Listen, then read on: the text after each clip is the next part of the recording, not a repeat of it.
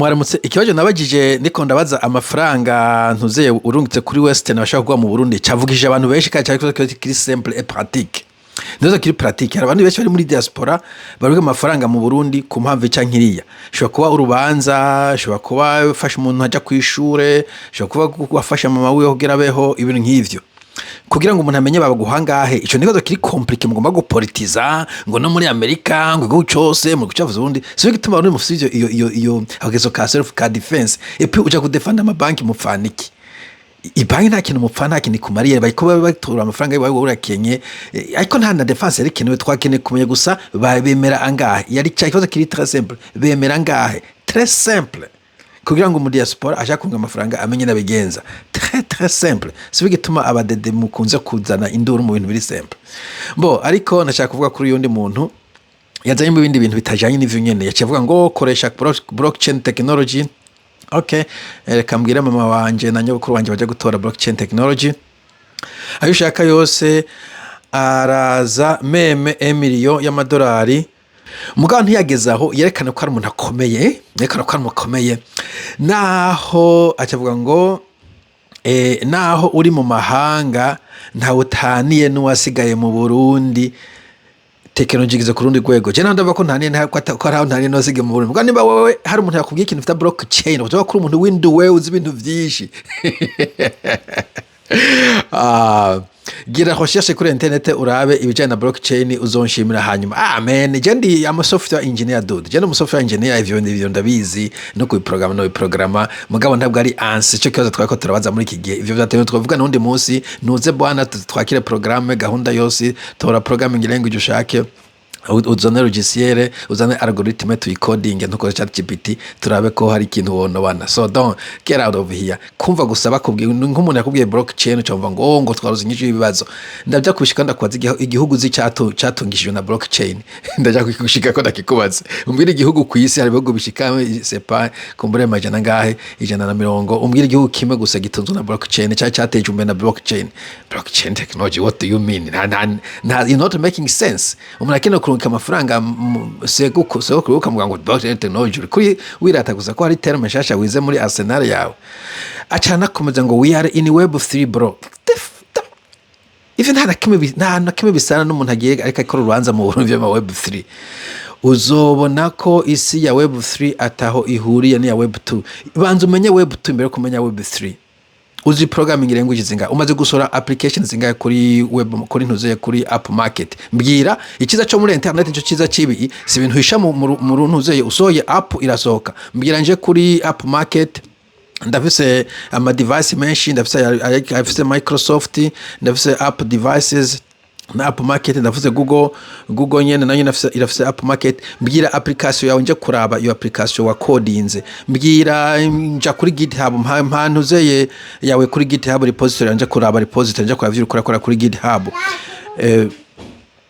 ha website yawe ndabe website wubatse sepa myereka yo startup yawe ndabe utwereke ntuzeye amafaranga uriko winjiza muri iyo web 3 uri kurakora come on show us ko kintu bikora kuri internet babizwi Silicon Valley ama company yose ari hajya yaba ya public na private byose usho kuraba n'amashifre d'affaires twereke ivyo bintu kuraduhayira ngo web 3 wamenye wamenye ijambo rimwe web 3 versus web 2 wombwira igihugu kiko kikora kuri web 3 wombwira company komeye Google Microsoft IBM sepa iri kikoresha web 3 you just talk nonsense dude to the wrong guy anyway hanyuma ariko ndaguhanura ndabona ko uri umusesanguzi rondera kumenya blockchain icari cyo wewe uzi definition blockchain icari cyo for what for what dude hari technology ashiko miliyoni ku isi izo blockchain zirimo LLM zirimo AI zirimo sepai ama applications z'ubwoko butandukanye umuntu ahitamo cyabona kishobora kumungukira ntabwo umuntu yavuga ngo blockchain icyo kintu gikiza nta yogeje gikiza nakora kubwira mbwira company imwe kwanza iri muri mu makampani akomakomeye ibiri baze kuri blockchain yime ugenda urabe ku makampani S&P 500 muri USA canke Forbes 5 top 5 tora metric yose ushaka umwe yo company ko kuvuga kuri blockchain no ikamari zose tuzi zikomakomeye Google, Microsoft, IBM nako ndazivuga, Boeing, n'importe qui zikorera web2. Yo web3 kuravuga blockchain wibaza ko ari découverte wazanye. Those are kids playing kuri GitHub. It's not the productive stuff, man. Bo hari abagusumvya ubuhanga niyo uri bazikoresha cyane. Abasuvye ubuhanga benshi bahari bunira bwo je hari yo ndabasumvye banza simba danye nicana na Elon Musk turiko turakora ibintu. Come on. Gukora blockchain subuhanga ni you just ushatse gukoresha ikintu ntabwo ari ubuhanga. Gukoresha ikintu subuhanga ntabwo uri guprograma blockchain. am 100% certain we wa muntu ko kumbura no guha print word auto printing muri language ushaka. So rero bagiye ukuntu ajana n'ivyo bintu kugira ngo web3, blockchain, crypto etc mugabo nko nakubwiye be practical. D'abord ikibazo nako ndabaza nticari ico ikibazo cari ikindi kintu. Ikindi nta gihugu na kimwe kiri baze kuri zo blockchain kuravuga nta industry ikomeye iri baze kuri blockchain. Ni ibintu bikiri experimental. Ndakubwire nk'umuntu ndabikurikirana by the way. Ariko kimwe cyagombye gukora experiment kuri Bitcoin ujya El Salvador, muri El Salvador ujyana Nayib Bukele yaragerageje mugabo nta resultat tubona nini ikomeye cyane. Yego nivyo harabaye ivyo bita blockchain ntuzeye Bitcoin tourism n'ibiki mugabo ntabwo cyazamutse, ntabwo kiri muri G8 cyangwa G7 kwa cyakoresheje Bitcoin. Nigeria cyarabigerageje naco nyene mugabo ntabwo Nigeria yize ibumping ngo irakomeye cyane. Argentina yarayikoresheje yo yahatswe no gutembagara. Argentina bujyagarukiye ku mwobo muri minsi heze. Bon n'ibindi bihugu vyinshi barayadopta mugabo c'est pas la fin du haricot. Ibihugu vyinshi biki muri G7 biri muri G8 bacyari muri traditional economies, niho hari the bulk of the things. Okay, ntabwo blockchain ntabwo crypto ari inyishu kubazo Afrika ifise. Et d'ailleurs nivyo nakunda kubera Afrika irafise ibibazo fondamentale vya infrastructure kuko ivyo bintu bisaba infrastructure iri solide. Okay, isa infrastructure ku buryo nk'akarorero electricité, akarorero internet. Ariko nabwiye ivyo by'amakirito by'ibiki d'abord biri très volatile. Okay, biri volatile no munsi usanga ku uyamurungikiye akaba kene kugura ikaramu uwo munsi ashobora gusanga kirito yamanutse hasi ejo gasubika kaduga yamaze kugura amakaye etc. iri volatile ni kintu uvuga kiri très experimental. Ariko kandi nta economy baza kuri ivyo bintu kubavuga.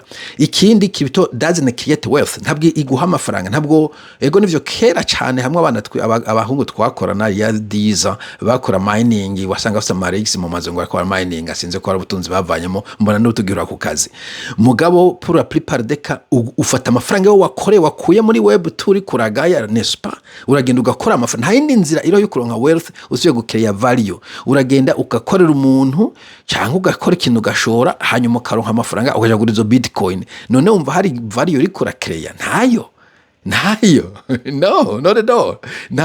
It doesn't create wealth. Wealth iri muri education, iri muri manufacturing, yo muri agriculture mugaya bwo burimye uvuga ngo ni vya kera. Muri technology turiko turakoramo infrastructure y'amabarabara n'ibiki ibintu vyinshi. So ntabwo ari tour uvuga ngo Africa ngo turanose inyishu ngo kora turonse Bitcoin, kora turonse crypto, kora turonse blockchain. It's not the answer. Genda wige neza. Okay, navuze ivya volatility ariko na cyane hamwe ibintu vy'ama scam menshi hari kubera marché itari regulated neza. Ngo macha gushaje laptop yanje marché ntiri regulated neza harimo ama scam menshi cyane ku buryo hazoga n'igihe nka leta ikabibuza. Tukiri kuvyo kandi ntimugire ngo hari abantu baza ngo crypto ngo wawikinye ngo leta n'ibiki baza batrake muri Canada. Justin Trudeau yarazibiye abantu bashobora kuri ama coins ama cryptos ku batracked vyarashobotse. Nimubaze ngo waves Uncle Sam nta umusigira. Anyway, assume ko nivyo ndiko navuga uri kwabitahura by the way. Bosino harimo abantu vy'amaponzi menshi cyane ibintu vy'ama issue mbwa mbere ko nja kwivyo ngada donc ahantu hatagira internet ntagira electricité ibintu vyinshi vya technology n'ibinashoboka banashaka. Ibishoboka gute none kibito kudashobora kwirotira kuyikoresha udafise amafaranga udafise na banking iri kugorana kwera badafise infrastructure. Dowe nk'ubu ino dukoresha cash ku ikade ku kintu cyose ugomba gukora ni card never ni gukora kuri cash. Mugayo iba yashimye ko hamara amatara ariko arakora buri gihe iduka amatara acitse ntushobora gukoresha ATM machine ntibishoboka canke ijya card ijya ntuzeye machine yo kuriha ntibishoboka. bica bituma ko ukoresha cash kubera amatara yama hari ivyo cyo kandi naco tugira mugabo mu Burundi amatara akatitse ikintu gikora gusa ni cash nta kindi kintu nta blockchain nta bitcoin nta credit card nta nothing. So come on no kuba un peu iyo umviza akajambo kamwe ntucu wibaza ngo wabimenye genda usure usome wumvirize le pour et le contre kuko argument hagiye umuntu akuryosha kujya ko ba pastori ukumva umenga icyo kintu iyo mana kwese niyo mana yonyene hari ku isi canke whatever ifo ko uba open minded wumvise technology shasha ukagenda ukaresearchinga ukaraba buri technology yose zifise cause pour et contre ta technology iri clean turaronka ku isi okay niyo vuze energy clean energy nayo yifite ibintu bitari clean wanashaka mugabo ibintu twabijamo n'ivya engineering. So voilà donc nakuvuga ko nta energy nta internet nta smartphone abantu bamwe bazi no gukoresha umukecuru atazi no kwandika izina ryiwiwe atazi no kurungika message muzovuga ngo reka tureshanje ama bitcoin come on so come on. Hanyuma na banking urakufise izo probleme bona kuvuga rero ku mascams ntuzeye irimo amascam arenze bitcoin ntuzeye pana bitcoin ntuzeye crypto answa irimo amascam d'ailleurs bitcoin umuntu yo kubaza umuntu ayitanguye nta nuwo bazi bavuga ngo izina ry'umuntu batazi izina ry'iki Japanese who knows ko atari FBI who knows nta n'umuntu azi vyari byo abantu benshi bapfa kugenda gusakona amafaranga araronka mugane ibintu bya fractal ibintu bifrictiwe nka gambling of sort abaguze bitcoin kera yarongutse mugabo benshi baza bayirotira bien sûr.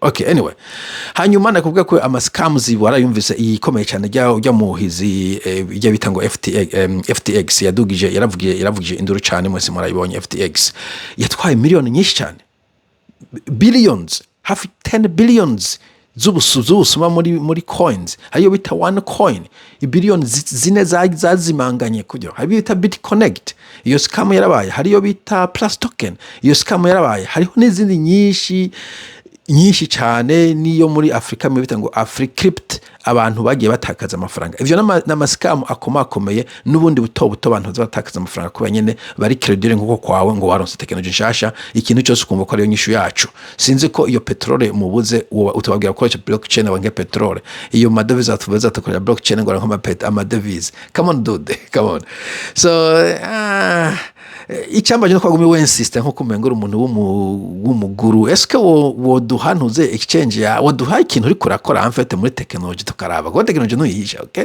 je nkubuda kubwiza izina wanje ukaja kuri Google woza ubona henshi ivyo nagenda kora vyanditse ko canke omwe kuri GitHub ama repository nakoze wewe iryo zina rya umuntu yoshira muri Google tworonka ibintu uri kurakora really wogenda urirata ngo hari ibintu ngo blockchain na web3 wize puis those are experimental ku bana basumwanya wo guplayinga na technology we sinaravye igihugu urimo neza ko tari ahantu ushobora no kugiza experiment gakwanza bigihugu urimo bwana Ishmael where are you Connecticut dude ntabwo uri muri Silicon Valley medantureka tuvugisha ukuri izo nyishu zawe ntabwo zazihuye n'ikibazo je nabajije umuntu akeneye kurungika amadolari 100 mu Burundi ntakeneye kwiga blockchain iyo that's just dumb okay that's dumb mugira umunsi mwiza.